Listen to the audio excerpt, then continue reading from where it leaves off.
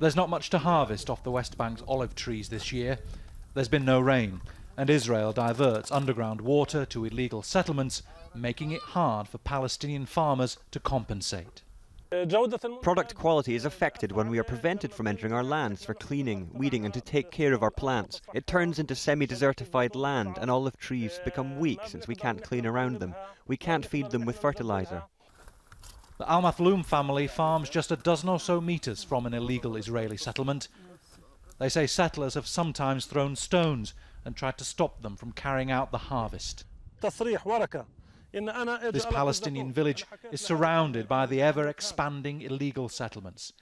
Israel says security concerns mean they must manage access to many olive groves, but that stops Palestinians from making a living and forces them to find work elsewhere.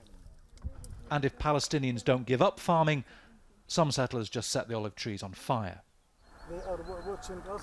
The mayor of one West Bank district says settlers and soldiers watched for hours as volunteers battled a fire here 3 weeks ago. Because when the settlers come, the soldiers can't protect them.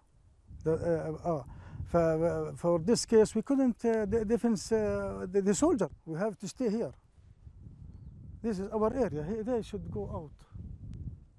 Burning olive trees is a common settler tactic because what happens afterwards is that when the Palestinians try and plant new trees, the Israeli military usually stops them. So then the settlers say, well, the land is abandoned, so we're going to build here. Of course, under international law, it's irrelevant whether there are olive trees on here or not. Israel is illegally occupying this land. The Romans were the first to cultivate olives here.